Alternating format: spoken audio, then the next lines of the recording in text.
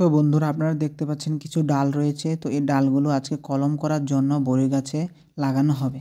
তো আমরা দেখব একটি বরই গাছে 3 রকমের বরই কিভাবে ফলানো হয়। এখানে 3টি জাতের ডাল রয়েছে, টক, মিষ্টি এবং আপেল কুল। কিভাবে এটা লাগানো হবে তো দেখতেই থাকুন আপনারা।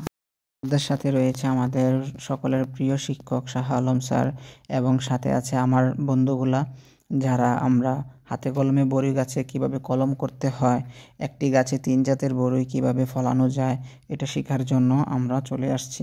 তো সাথে রয়েছে ভাইয়াটা অনেক দক্ষ একজন ব্যক্তি, যিনি অনেক সুন্দরভাবে গাছে কিভাবে কলম করতে হয় আমাদেরকে শিখিয়ে দিচ্ছে।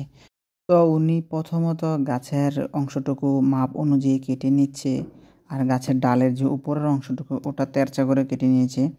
আর উনি দেখাচ্ছে যে মাপটা কতটুকু নিতে হবে।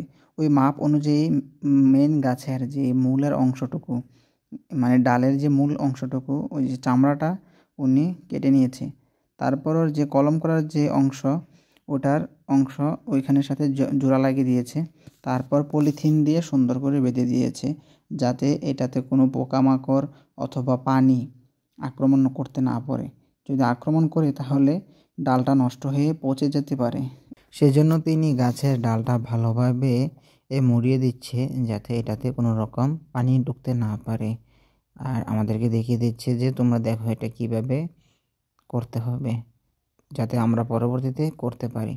তো আমাদেরকে অপেক্ষা করতে হবে 15 থেকে 20 দিন। 15 থেকে 20 দিন পর ওই ডালের কাগজের উপরের অংশ থেকে, এই চোখ থেকে, মানে পাতা গজাবে, আস্তে আস্তে এটা উপরের দিকে বৃদ্ধি হবে। আমাদেরকে অপেক্ষা করতে হবে অনেক দিন, যাতে ডালপালার 15 থেকে 20 দিন পর আস্তে আস্তে পাতা বের হয়। তারপর পরিপূর্ণ ডালপালা সম্পূর্ণভাবে গাছ ছেয়ে যায়। তো এইভাবে আমরা দেখা গেছে কিছু গাছে, এখানে কয়েকটা গাছ ছিল বরই গাছ, ওখানে আমরা অনেকগুলা কলম করেছি গাছের মধ্যে।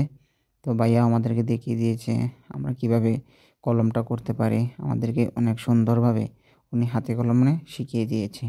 তো এইভাবে আমরা ভাইয়ার থেকে কলমটা শিখে নিলাম।